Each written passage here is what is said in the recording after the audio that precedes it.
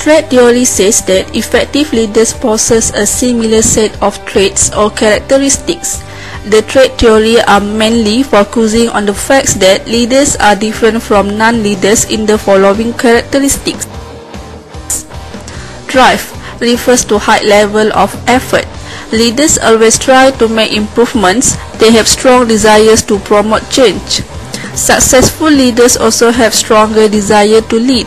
They want to in charge and think about ways to influence or convince others about what should or should not be done. Honesty and integrity is also important to leaders. Honesty, being truthful with others, is a cornerstone of leadership. Without it, leaders will not be trusted. Integrity is the extent to which leaders do what they say they will do. Self-confidence also distinguishes leaders from non-leaders. They will admit mistakes because they view them as learning opportunities. This also means that leaders have emotional stability even when things go wrong. They remain consistent the way they treat others. Leaders are also smart. Leaders typically have strong cognitive abilities. Leaders have the capacity to analyze large amounts of seemingly unrelated, complex information and see opportunities or threats where others might not see them. Finally, leaders know their staff, which means they have superior technical knowledge about the business they run, know the knowledge of the business. Now, we move to the next point. How did Anne L. Mulcahy, the CEO who turned around the Xerox, measures up on these traits? In general, quite well. Fortune magazine said this about her. Her co-workers describes her as both compassionate and tough. She is not afraid of bad news. Her willingness to work shoulder to shoulder with subordinates gives her unusual credibility and the ability to galvanize her team. Initially, however, Mulcahy had clear weaknesses. She asked Joe Mancini Jr., the Director of Corporate Financial Analysis, to give her a course in Balance Sheets 101. He says, every night she took home binders full of information to study, and eventually she transformed her knowledge of the financial sides of the business from a weaknesses into a strength. Trait theory giving us a pros and cons.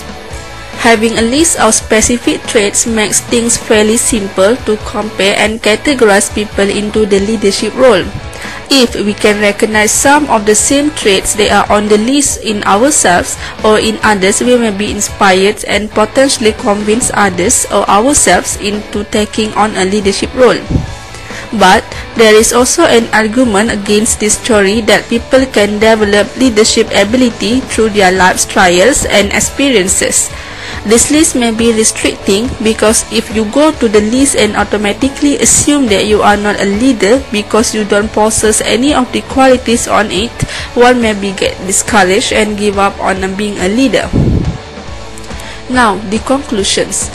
The traits approach give rise to questions whether leaders are born or made.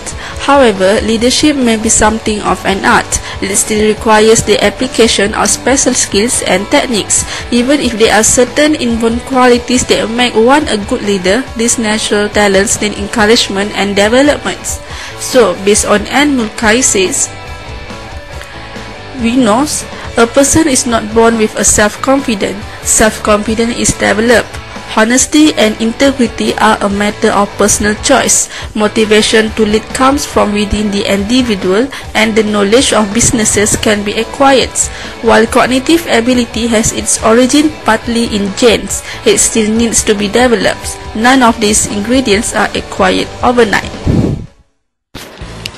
As a leader, traits alone are not enough to make a successful leader. However, trait is one of the preconditions for success. Leaders who have these traits must then take actions that encourage people to achieve group or organizational goals. The leadership behaviors mean what leaders do, where the behaviors they perform or the action they take to influence others to achieve group or organizational goals. There are two basic leadership behaviors that emerge as essential to successful leadership. which are initiating structure and also considerate leader behavior. Initiating structure is more focused on job-centered leadership and they are concerned for production.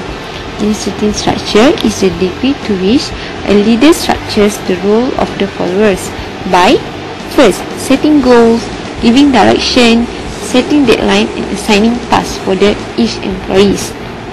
In this concept, it shows that leader ability to initiate structure primarily affects the subordinates' job performance.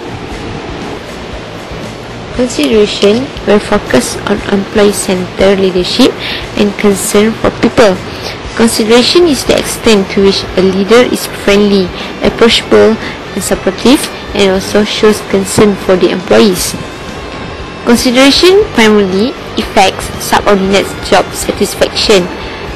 Specific leader consideration behaviors include listening to employees' problems and concerns, consulting with employees before making decisions, and also treating employees as equals.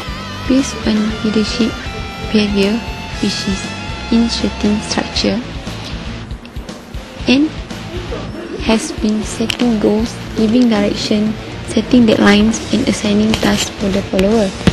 She has an ability to initiate structure primarily that affects subordinates' performance in the company, and also have a clear vision for the company to be success. For example, and recognize their own shortcomings, and she find others who are strong in those areas and assign the right people to implement those missions. In addition, and initiate structure by telling her followers to put plans that first focus on cash generation, since at that time the company needed cash to survive, and want the employees to be passionate about future, not just intense about the trend around. Based on leader behavior, which is consideration, and is a friendly, approachable, supportive, and she also shows concern for her employees. She has successfully affects her subordinates' job satisfaction through their works, and lead her followers by listening to her surroundings at the workplace. And is also genuinely want to hear what other people have to say, and she is also willing to learn from what she heard. For example, she sits around the table with the employee and talks about different ideas. She is willing to hear everything each person has to say, and she will make clear decision that does not take a lot of time over it once everything has been put out there. So the team approach is definitely something she fosters. By listening closely to both employees and customer, and can gain insight that lead to the development of new strategies that transform the company product lines, and also talk to people and make sure that she understands the issues, opportunities, and they actually listen with the bias to respond to that as well. Leader contingency model is a model which classifies leadership into two types, which are task-oriented and relationship-oriented. It based on three dimensions, which are leader and member relations, task structure, and position power. On the other hand, the task goal is a model which based on the subordinate factor and environmental factor. There are some similarity between leader contingency model and task goal theory. It is based on their task structure and position power. If task structure is simple and position power is high, based on leader contingency model, leader who has good relationship with subordinate should use task-oriented leadership, which more concerned about their task. If leader has bad relationship with the subordinate, should use relationship-oriented leadership, which focus on team building with subordinate. However, based on task goal theory, leaders should use achievement-oriented, which set a challenging task to their subordinate and have faith to their subordinate capability. If the task structure is simple but position power is low, based on filter contingency model, leaders should use task-oriented with the condition leader and member relationship is good. However, leader who has bad relationship between the follower can use relationship-oriented, which focus on followers. Based on path goal theory, leaders should use supportive leadership, which considering the need of followers and concern on their welfare, is similar to the relationship-oriented, which concern on the relationship between the leader and the members. If the task structure is complex or unstructured and the position power is high, based on filter contingency model, there are two situations, which are leader who has good relationship with their follower should use task-oriented leadership.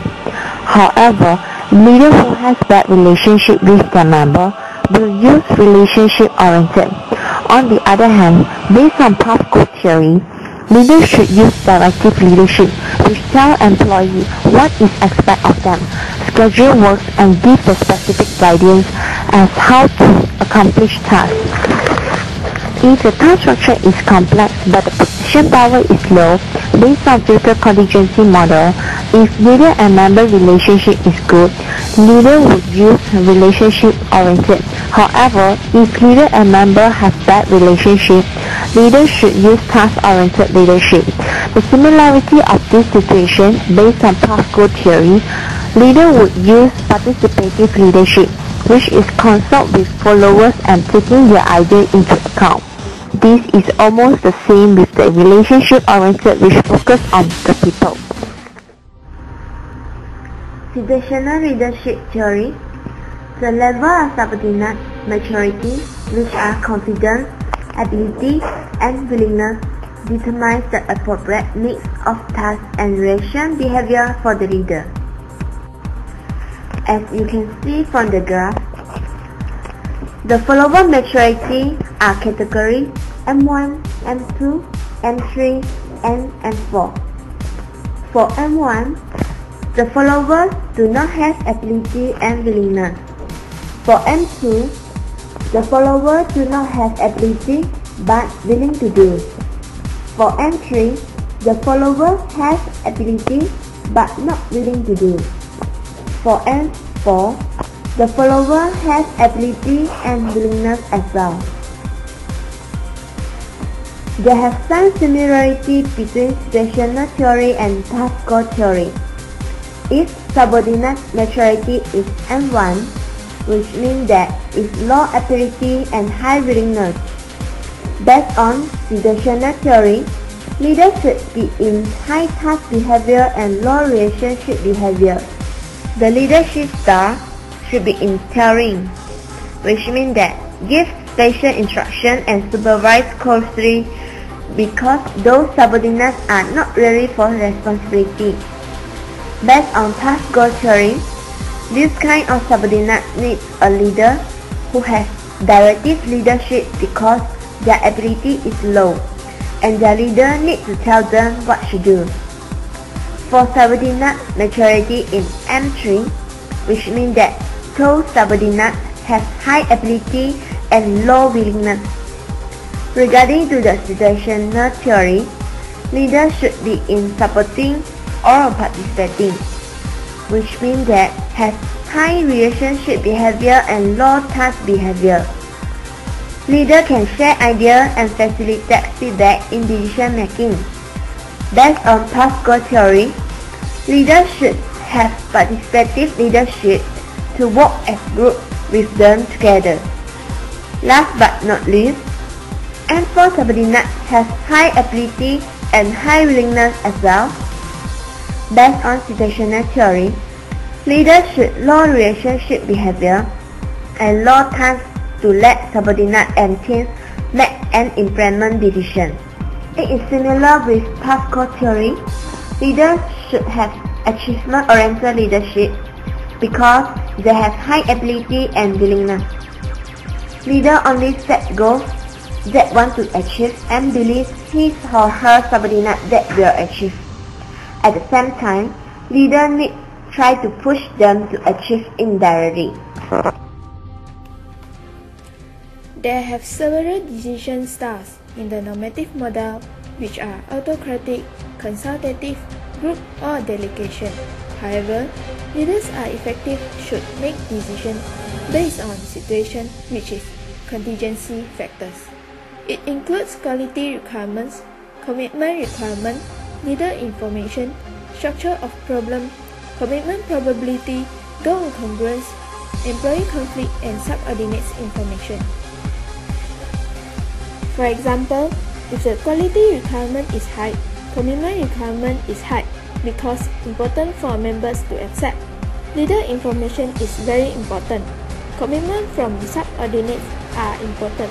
Then the leader's decision style should be autocratic too.